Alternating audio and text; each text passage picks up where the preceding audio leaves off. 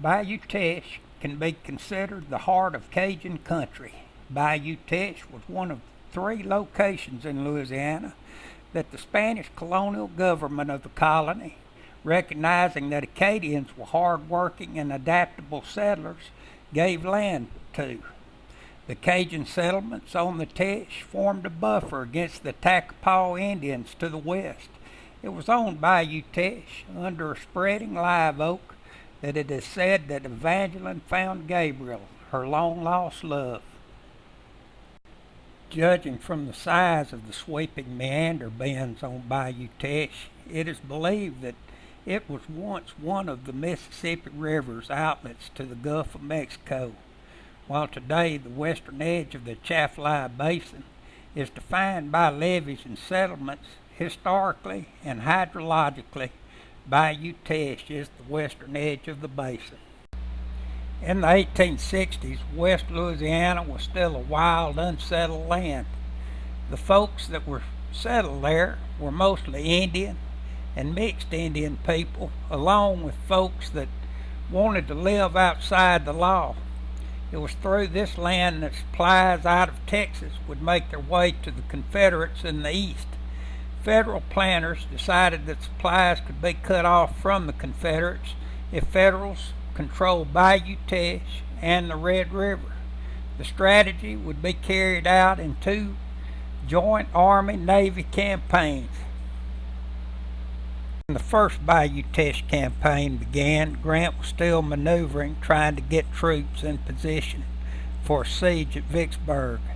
The mission of the first Bayou Teche campaign was to drive Confederate troops from West Louisiana and establish a way to get gunboats into the Red River. By getting gunboats into the Red, Port Hudson could be assaulted from upriver. The Union Navy maintained a blockade on the Gulf Coast, including the Atchafalaya Bay.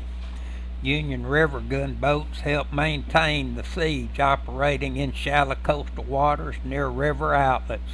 The Confederate River Defense Force had on the Atchafalaya River and Bayou Teche the CSS Cotton and the CSS Stevens. Before the end of the campaign, the Confederates would seize the USS Diana and rechristen her the CSS Diana. For the Bayou Teche campaign, the Union Navy used blockade boats USS Calhoun, USS Estrella, USS Kinsman, USS Clifton, USS Glide, and USS Diana. All Union steamboats, except for the USS Glide, were Eastern steamboats with deep draft, Fulton-type hulls and side wheels. They were too wide and deep drafted for Bayou Teche, but they did perform well at the Battle of Butte La Rose on the Atchafalaya River, above the mouth of Bayou Teche at the town of Brasher, which is now Morgan City. The Atchafalaya is an unusually deep river, well suited for the Fulton-type boats. Defeating the Confederates at Butte La Rose opened a route for the gunboats to the Red River. From the junction of the Red River and Atchafalaya, there is a pass crossing over to the Mississippi upstream from Port Hudson. The campaign on Bayou Teche was more of a land campaign, but the stern-wheeler USS Glide did operate on the Teche. The Glide looked like a troop transport, but was actually a gunboat that provided shore bombardment for the Union Army during the battles along the Teche. The Confederates did have a significant naval presence on the Teche, for after the war, a cleanup of hazards to navigation on the bayou saw the removal of 4 sunken Confederate gunboats, 1 Confederate dredge, and a mine layer. I wasn't able to find reference to a Confederate gunboat on the Teche other than the 3 previously mentioned. It was reported that 1 boat was double counted, making the original count 5 gunboats. I believe that it may be that 2 boats were double counted, or another sank due to a navigation accident before the campaign. What the Union didn't have on Bayou Teche was a hospital ship. This image shows the wounded being evacuated by raft. In 1862, General Nathaniel Banks took command of Benjamin Butler's 12,000-man occupation force in New Orleans. Banks brought along 31,000 men so that he could begin combat operations in the region. His first objective would be Port Hudson. On March 13, 1863, Admiral Farragut attempted to run a fleet past Port Hudson at night, bombarding the fort as the fleet passed. The fleet was made up of 3 deep-running sloops of war: the USS Hartford, USS Richmond, and USS Monongahela, 1 steam-powered frigate, the USS Mississippi, and 3 gunboats, the USS Albatross, USS Genesee, and USS Keneo. The Hartford served as flagship. Each gunboat was lashed to a sloop of war. The gunboat served as a portside towboat for sailing vessels. As the gunboat pairs passed Port Hudson close to the fortified side of the river to avoid shoals in the turn of the river upstream, they fired their guns. The smoke from their guns mixed with the smoke from the guns ashore and made targeting almost impossible. The Hartford and Albatross ran aground below the Confederate guns, but were able to free themselves and get out of range. Smoke cleared for the Richmond and Genesee. The Richmond took fire from the shore batteries, and as the boat pair went into the turn, the Genesee suddenly became exposed. The Genesee was hit, knocking out both stern and port pressure relief valves, filling the cabin with steam and leaving both vessels powerless. The Monongahela and the Keneo ran aground, breaking the lashings. The Keneo disabled its engines in an attempt to back off the shoal, and the Monongahela was struck in the rudder post. The Mississippi was hit with artillery shells and hot shot. Hot shot is a round shot heated before firing to set wooden vessels on fire. The Mississippi exploded after the battle and was totally destroyed. The only surviving pair were the Hartford and Albatross, both of which continued upstream to blockade the pass to the Red River. After the failed naval assault on Port Hudson, Banks began maneuvering his army in place around the fort. Banks hoped that he would be able to take Fort Hudson quickly and move his troops north to reinforce Grant at Vicksburg. His hopes were soon dashed, and like Grant, he began a siege that lasted for 48 days, the longest siege in American history. The siege ended July 9, 1863. 5 days after the fall of Vicksburg, the Federal Navy controlled the Mississippi for its entire length.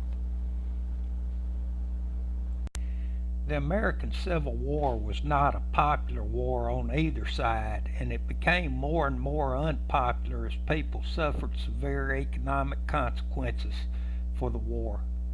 The strategic reason for controlling the Mississippi was to keep Midwesterners from seceding in order to have an outlet to the sea.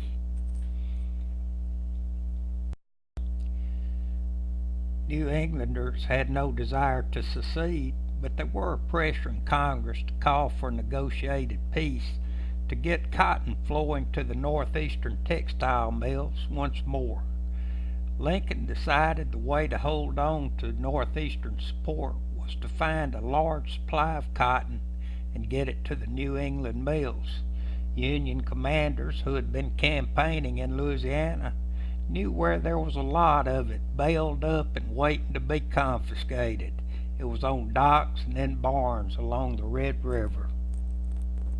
The only southern state that had avoided occupation by Union forces was Texas. Texas was a thorn in the side of Union forces. French and British supplied arms could move into Texas from Mexico, which just happened to be where Confederates were shipping their cotton to the British and French from.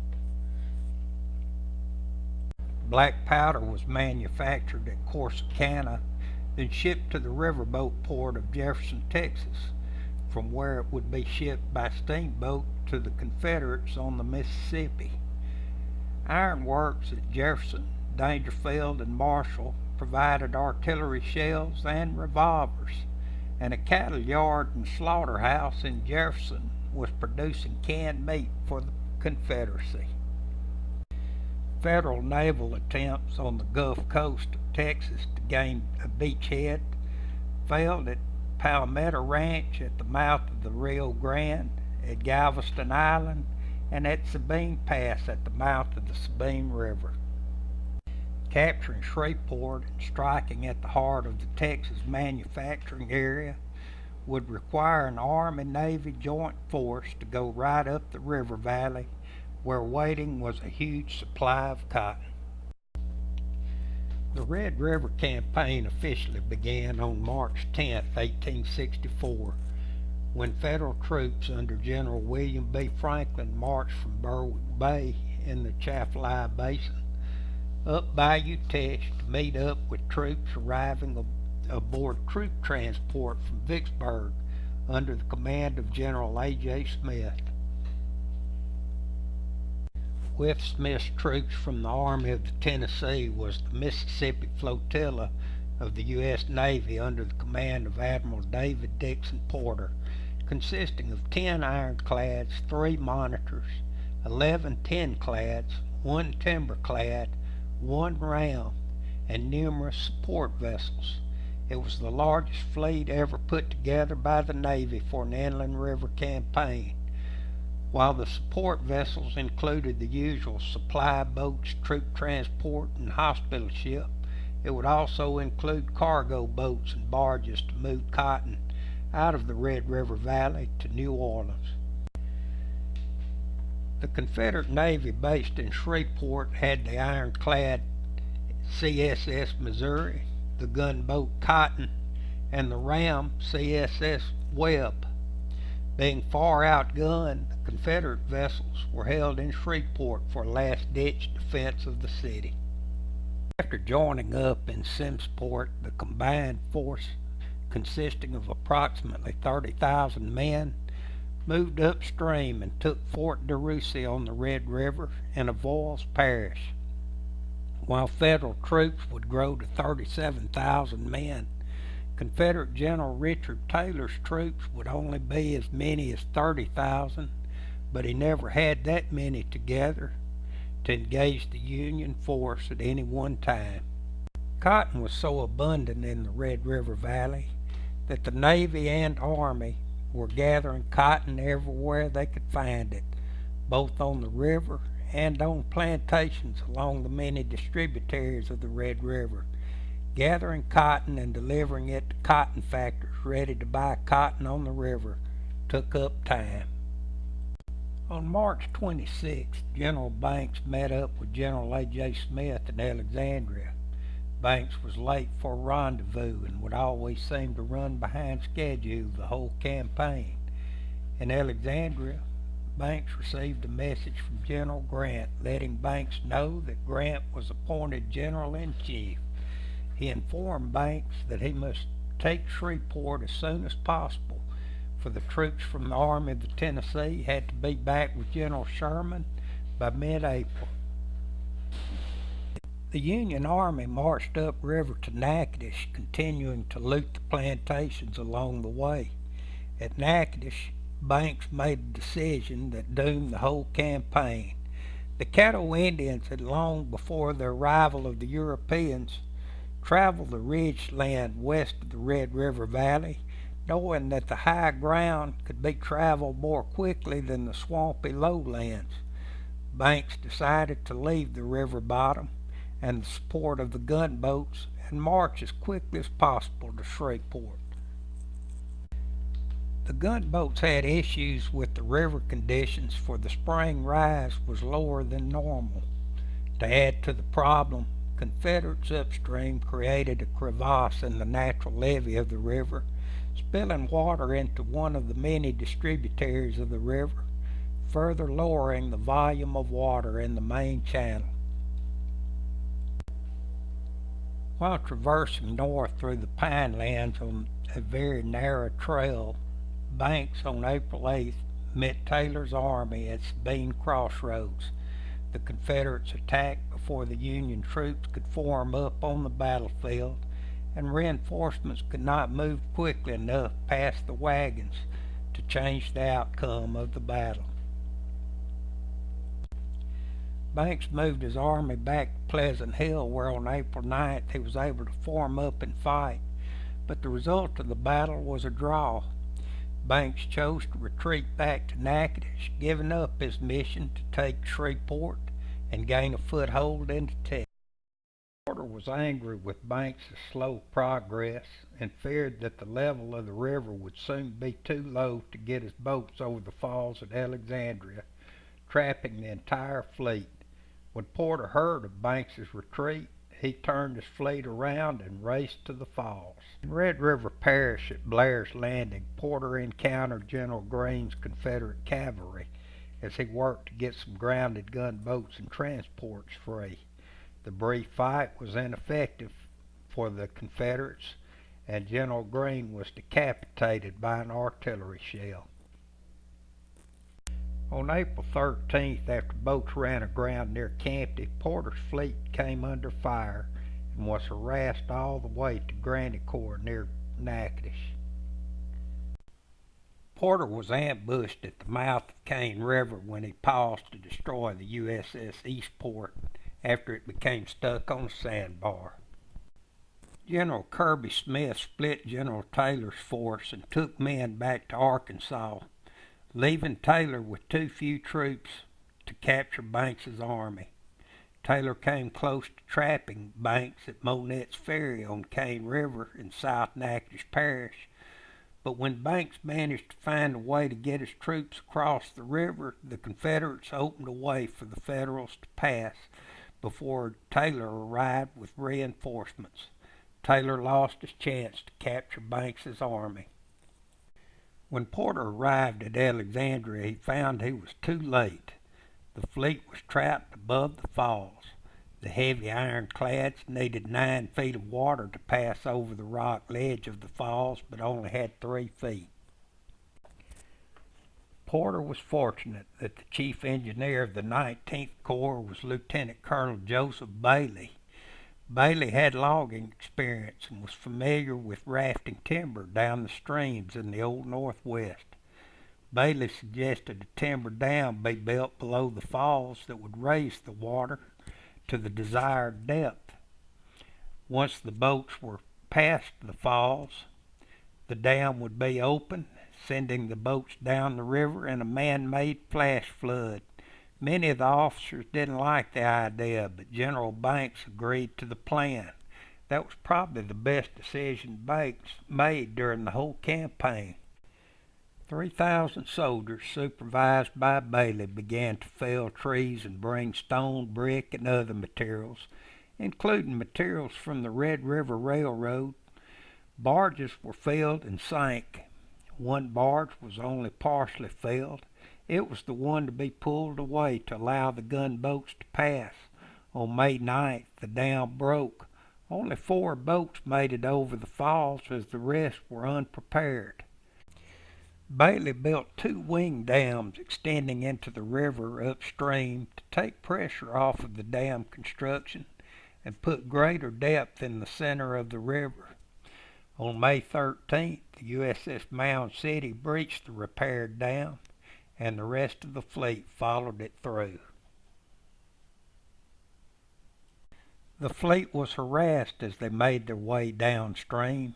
2 more land battles were fought at Mansura and Yellow Bayou, but the fleet wasn't involved. The last naval task of the campaign involved lashing troop transports and supply boats together to provide a bridge over the wide Atchafalaya. The Red River Campaign was the last major Army-Navy joint campaign of the war and last major Southern victory in the Western Theater. After being a major factor in giving the North dominance of the Western Theater, the Union fleet avoided capture and destruction by the skin of their teeth. When hostilities ended, steamboats took on the job of transporting troops back to their homes. On April 27, 1865, the side-whaler passenger boat Sultana exploded while carrying Union soldiers, many of them just recently released from Andersonville prison camp, to their homes in the North. The wooden vessel, designed to carry 376 passengers with a crew of 85, was carrying 2,137. Three of the boat's four boilers exploded, catching the vessel on fire and burning it to the waterline. It was the worst maritime disaster in American history. The accident marked a tragic end to a tragic war.